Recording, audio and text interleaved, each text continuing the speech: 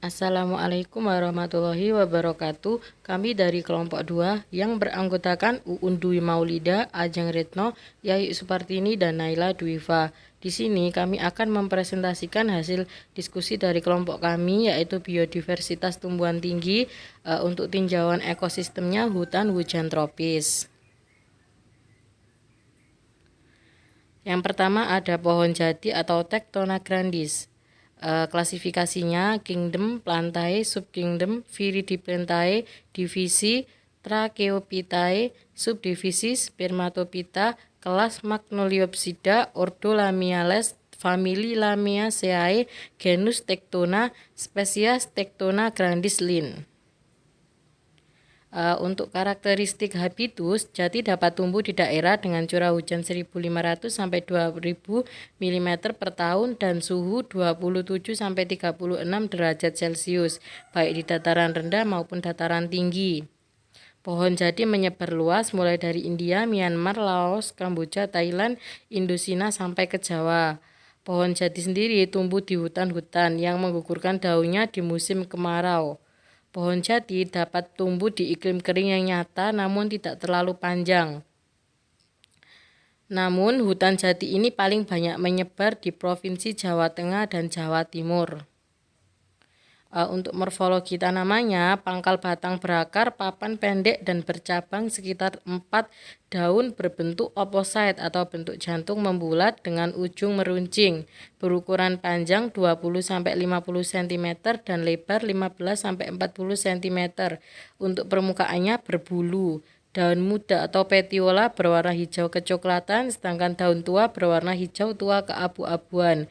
Bunga jati bersifat majemuk yang terbentuk dalam malai bunga inflorescens yang tumbuh terminal di ujung atau tepi cabang. Selanjutnya yang kedua ada pohon pilang Phacelia leucopileae. Untuk kingdomnya plantae, divisi Magnoliophyta, kelas Magnoliopsida, ordo Fabales, famili Fabaceae, subfamili Mimosodiae, genus Acacia, spesies Acacia leucopileae. Selanjutnya, karakteristik habitus. Pohon pilang tumbuh membentuk semak atau pohon dengan ketinggian mencapai 25-30 meter dan diameter batang hingga 80 cm.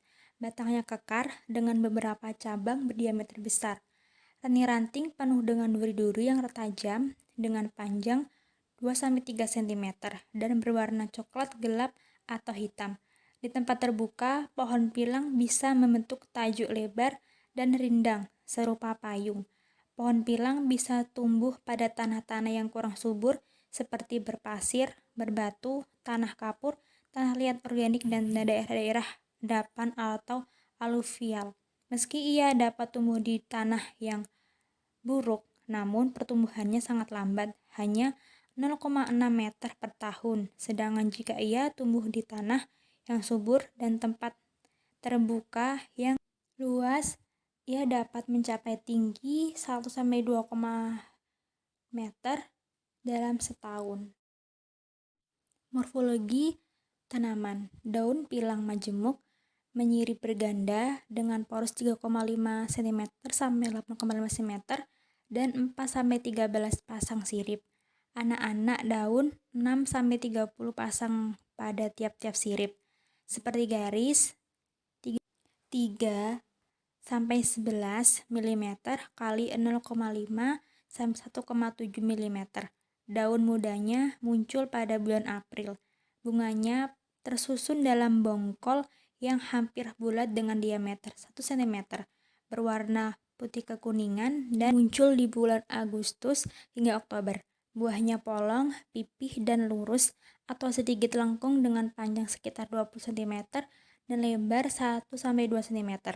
Warna hijau saat muda dan perlahan berubah coklat gelap menyerupai kayu saat matang. Di dalam buahnya berisi 5-20 biji coklat keabu-abuan. Buahnya matang pada bulan April sampai Mei. Buah pilang ini mirip dengan buah pada kebanyakan spesies lainnya seperti Arabica atau Phacelia nilotica. Selanjutnya pohon pinus atau tusam pine. Kingdom Plantae, Subkingdom Thraciophyta, divisi Spermatophyta, subdivisi Gymnospermae, ordo Conifer, famili Pinaceae, genus Pinus, spesies Pinus mercusi. Selanjutnya karakteristik habitus. Pohon pinus umumnya tumbuh kembang secara bergerombol. Kondisi tanah yang cocok untuk pinus yaitu tanah asam, berpasir, dan memiliki serapan air yang baik. Kawasan hutan tersebut dapat ditemukan di daerah dataran tinggi dan bersuhu 18 derajat Celcius hingga -3 derajat Celcius. Pohon tusam sangat mudah beradaptasi, bahkan terhadap perubahan cuaca ekstrim. Beberapa spesies pohon pinus dapat tumbuh setelah kebakaran hutan terjadi, sedangkan pohon yang sudah dewasa dapat beregenerasi dengan cepat. Ya, berikut merupakan morfologi tanaman pinus atau pohon pinus. Akar pohon pinus adalah akar tunggang dengan sistem perakaran yang dalam dan kuat, sehingga cocok tumbuh di tanah dengan tekstur ringan hingga sedang. Selain itu, tingkat keasaman tanah atau pH tanah untuk habitat pinus juga beragam, atau dengan kata lain, tumbuhan pinus mampu tumbuh pada tanah ber-pH asam ataupun basa. Daun pinus termasuk daun jarum yang pada bagian pangkalnya terdapat sarung sisi yang mengelilingi dua daun jarum tersebut. Panjang daun pinus sekitar 10 hingga 20 cm. Pohon pinus menghasilkan bunga dan buah sepanjang tahun, terutama pada bulan Juli hingga November. Bunga pinus jantan menyerupai bulir bertumpuk pada pangkal tunas muda, sedangkan bunga betina berkumpul pada ujung tunas muda dengan jumlah yang sedikit. Maksudnya jumlahnya lebih sedikit daripada bunga pinus jantan. Selanjutnya ada pohon kapur dengan nama latin Dryobalanops aromatic. Ya, kingdom atau kerajaannya yaitu Plantae yang berasal dari filum Tracheophyta dari kelas Magnoliopsida dan berasal dari ordo Thales. Famili dari pohon kapur ini yaitu Dipterocarpaceae dan memiliki genus Dryobalanops dan nama spesiesnya yaitu Dryobalanops aromatica. Selanjutnya yaitu karakteristik habitus dari tanaman kapur. Tanaman kapur atau Dryobalanops aromatica tumbuh di hutan Dipterocarp campuran hingga ketinggian 300 meter dpl atau di bawah permukaan laut. Persebaran tumbuhan langka ini mulai dari Indonesia, yaitu Pulau Sumatera dan Kalimantan, dan juga Malaysia, yaitu Semenanjung Malaysia, Sabah, dan juga Sarawak. Nah, morfologi dari tanaman kapur ini yaitu daun kapur yaitu daun tunggal dan berseling, memiliki stipula di sisi ketiak dengan permukaan daun mengkilap, dan tulang daun sekunder menyirip sangat rapat dengan stipula berbentuk garis dan sangat mudah luruh. Bunga berukuran sedang, kelopak mempunyai ukuran sama besar, mempunyai mahkota bunga elips, mekar, putih berlilin, dan memiliki 30 benang sari. Pohon kapur memiliki buah agak besar, mengkilap, dan bersayap sebanyak 5 helai. Diameter batangnya mencapai 70 cm, bahkan 150 meter, dengan tinggi pohon mencapai 60 meter. Kulit pohon berwarna coklat dan coklat kemerahan di daerah dalam. Pada batangnya akan mengeluarkan aroma kapur bila dipotong. Selanjutnya yaitu pohon mahoni atau Swietenia mahagoni. Untuk klasifikasi sendiri yaitu Kingdom Plantae, Subkingdom Tracheobionta, Superdivisi Spermatophyta, Divisi Magnoliophyta, kelas Magnoliopsida, subkelas Rhosidae, ordo Sapindales, famili Meliaceae, genus Swietenia. Untuk karakteristik dan habitatnya yaitu pada musim kemarau, pohon mahoni itu memiliki ciri-ciri mirip dengan pohon jati, yaitu menggugurkan daunnya untuk mengurangi penguapan. Kumpulan daun pohon mahoni ini dapat dimanfaatkan untuk pembuatan pupuk kompos secara alami. Setelah memasuki musim hujan, pertumbuhan dari daun mahoni akan kembali dengan munculnya tunas daun baru. Sistem perakaran mahoni adalah akar yang tunggang yang tumbuh ke dalam tanah yang memiliki kadar air sedikit. namun tumbuhan dangkal pada tanah yang berkadar air tinggi.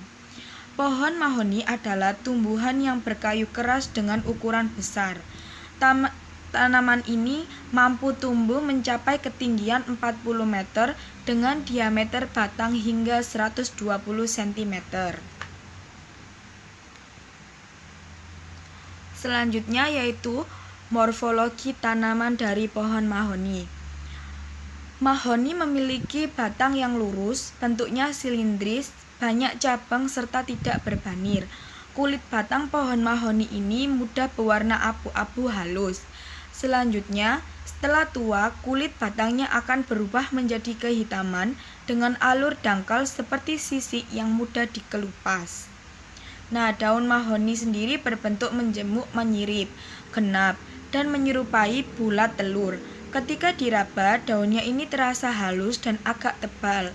Warnanya hijau muda pada saat muda dan berubah menjadi hijau kecoklatan ketika tua. Tumbuhan mahoni yang umurnya menginjak 7 atau 8 tahun akan menghasilkan bunga dan buah. Buah yang dihasilkan berbentuk bulat telur dengan bungkus cangkang berwarna hijau ketika muda dan berubah menjadi coklat ketika tua.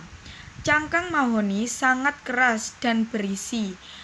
Biji-biji mahoni yang memiliki rasa sangat pahit dapat dipercaya bermanfaat untuk pengobatan penyakit tertentu.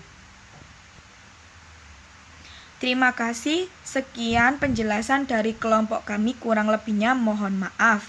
Wassalamualaikum warahmatullahi wabarakatuh.